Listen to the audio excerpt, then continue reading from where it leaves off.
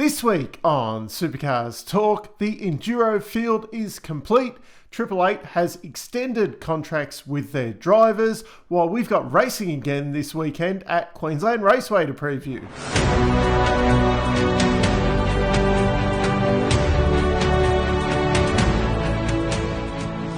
The big news this week is that Tickford Racing could potentially be running another wildcard this year for Austin Cindric at Adelaide. This one a little bit left of field. Everyone been talking about either like Premier or Triple Eight or someone running for one of the GM guys in NASCAR. And Tickford have already used up all of their wildcard entries for this year, I would have thought. The rumour is the Penske president's son, Austin Cindric, could be lining up at Adelaide in a Tickford wildcard.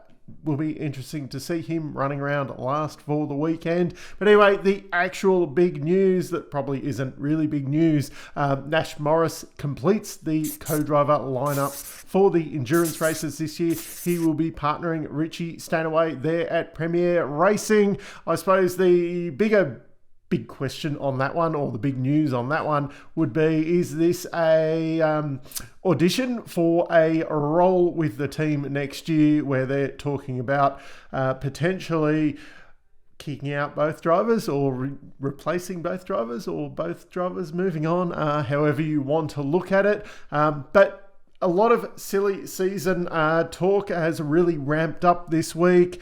Triple Eight has re-signed or extended the contracts of both of their drivers through to the end of 2029. Apparently, they were a little bit concerned about GM teams trying to steal their drivers.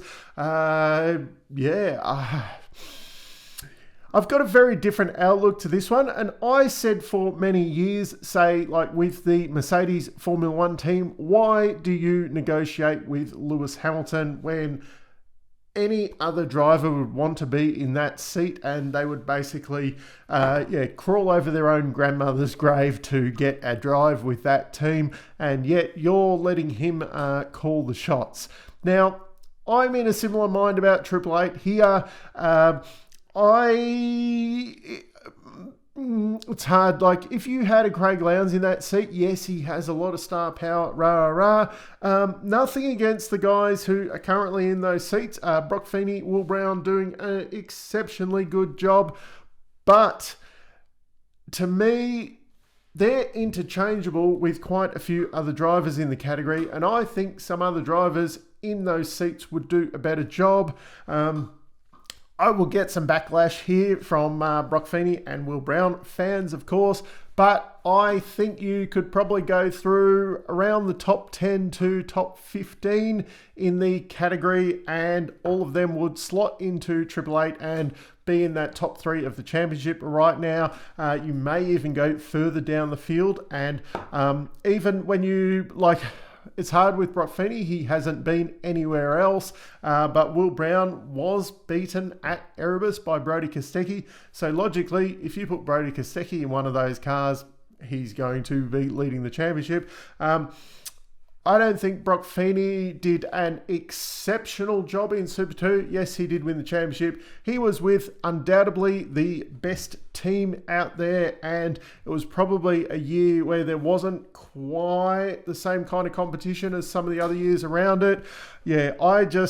I'm not sure why Triple Eight would be desperate to re-sign those guys, because obviously if you're doing that with them, you're probably paying above the odds to lock them away for such a long time in the way the market is right now.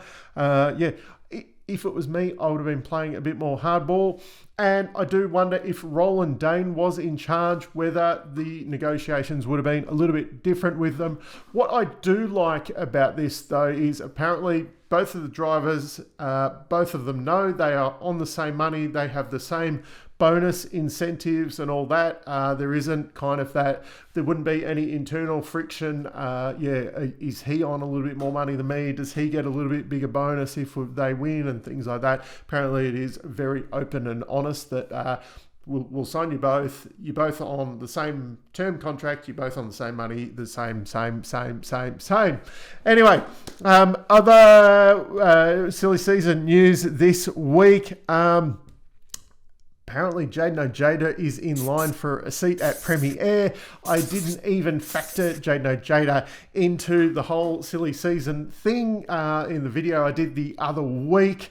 That is a big surprise. Well, it's not a surprise to me because I think Jaden has been very overlooked, especially in the recent years. I think he probably deserves, does anyone really deserve a shot like that? But I think he's done enough to get a go at a full-time drive. I can't see...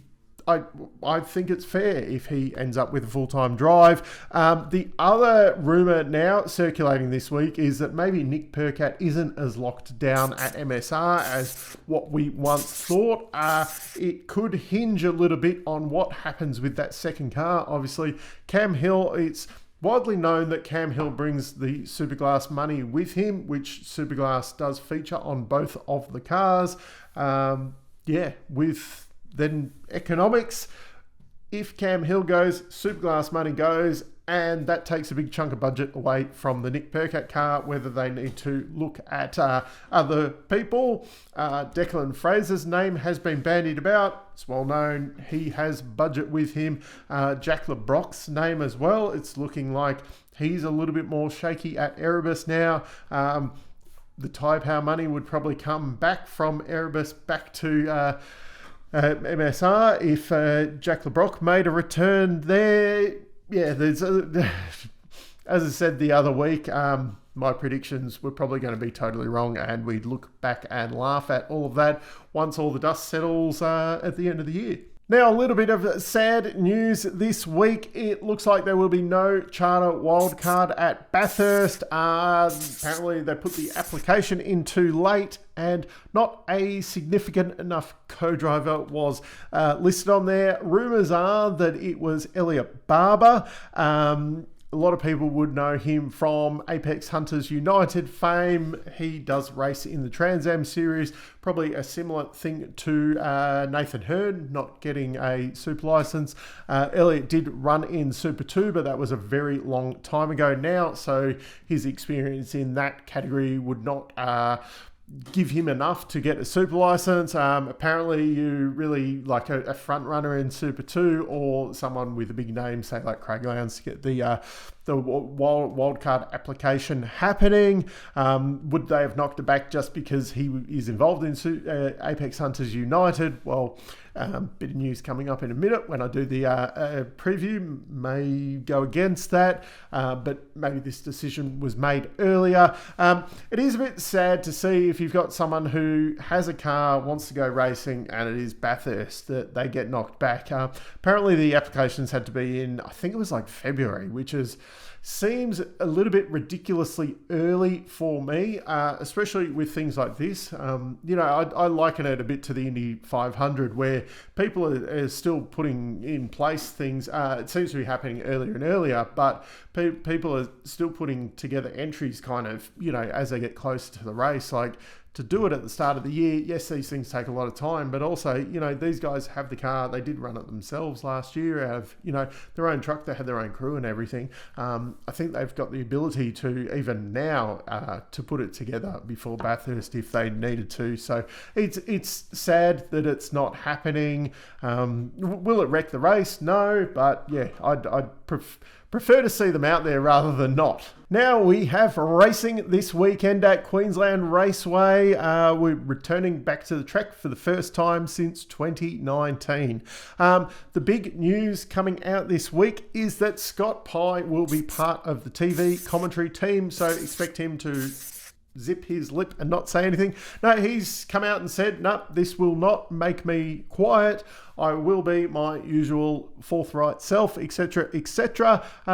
Fingers crossed. I really do hope that is all true, and he gets to, put his own flair into it, and they don't kind of just shy away from it. Hopefully, he doesn't just kind of go out there and, make a bit of a big name by being, totally negative and trying to, really fire stuff up, but being quite realistic with all of his stuff. And I've honestly really liked the way he's been on Apex Hunters United.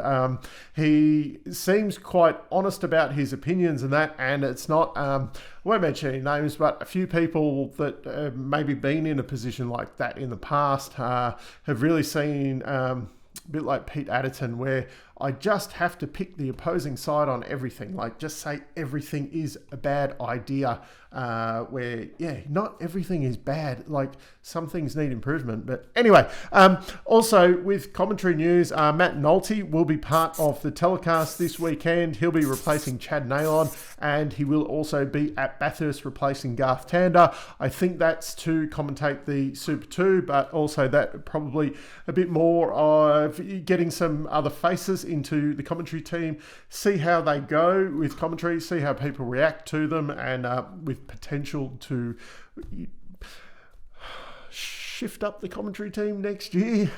Once again, some fingers crossed. Probably racing wise, the big thing this weekend is that we will see 2 wildcards in the field. Zach Bates will be making his debut for Triple Eight in their Super Cheap Auto wildcard, while Cam Crick gets his second go around in the Matt Stone racing car. It will be interesting to see how Cam has evolved during the year, and then also how he goes compared to Zach Bates, who's coming in the Pucker Triple Eight mobile. Now, for the timetable over the weekend, we're back into that normal kind of sprint. What are they? Super sprint format. So Friday we'll see 2 half-hour practice sessions in the afternoon. Saturday morning we will have 2 qualifying sessions for each of the races. Those 2 10-minute knockout things. Then the races at 12:45 in the afternoon and 4:10 in the afternoon. 39 laps each. That will go relatively quickly, around about 40 minutes of racing for those.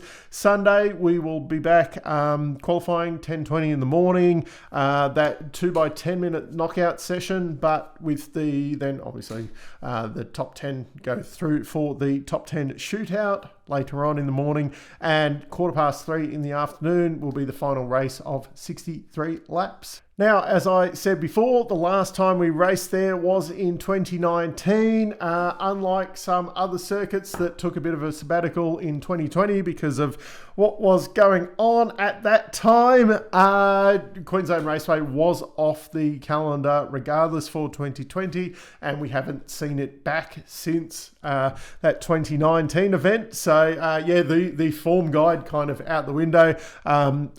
Last time we were there, McLaughlin and Whincup were the winners. Shane Van Gisbergen was on the podium, Will Davison on the podium, and Chaz Mostert was on there twice, although the other 4 guys saw the podium once while Mostert was on there twice.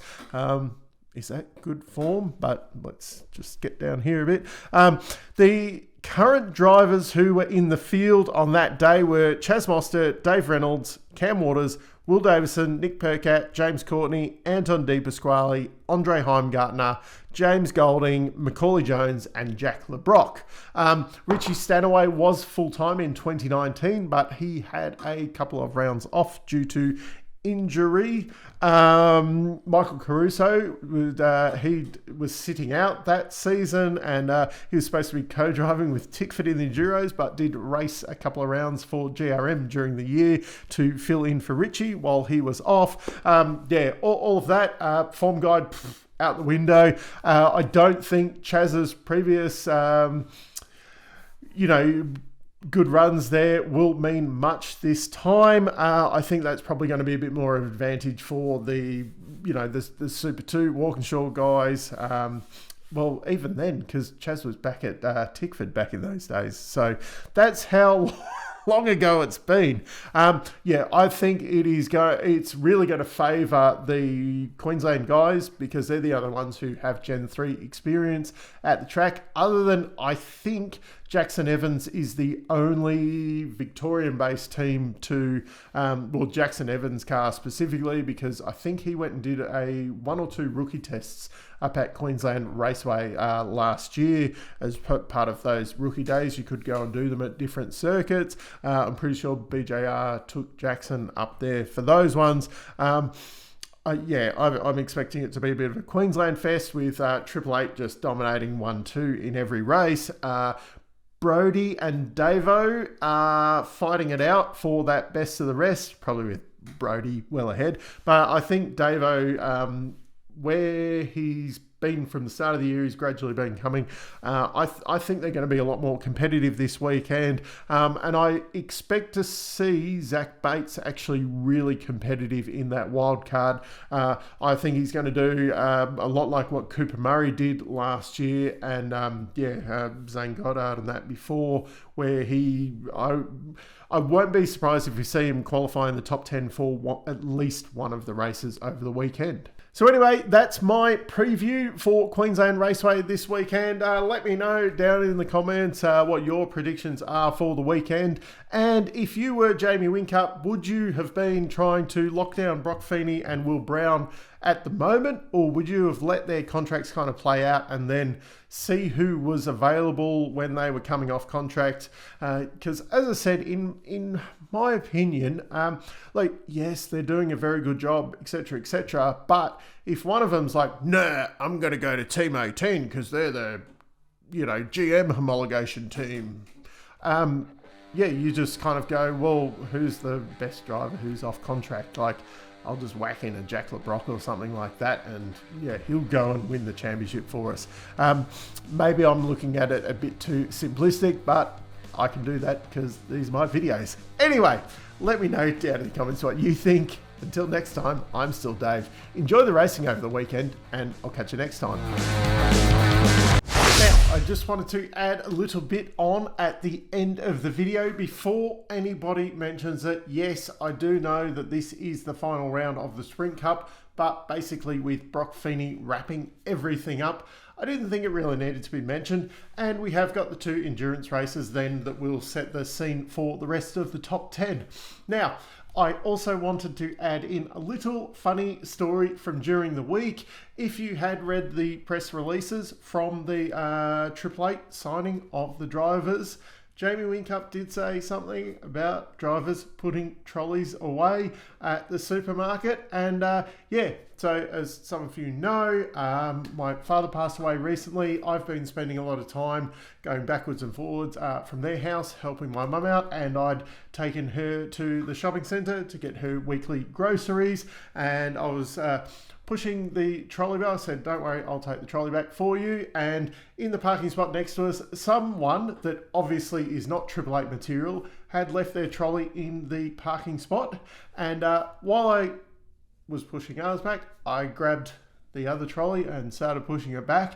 And I thought, hey, Jamie, I'm free. If either of these two, can't do their job, think about me, because I'm not only just pushing my trolley back, it wasn't even mine, it was my mother's trolley. I wasn't only pushing that back, I'd grabbed another one and pushed it back. So I must just be, in line for a Triple Eight drive. So on that note, this is definitely the end of the video this week. I will catch you next time.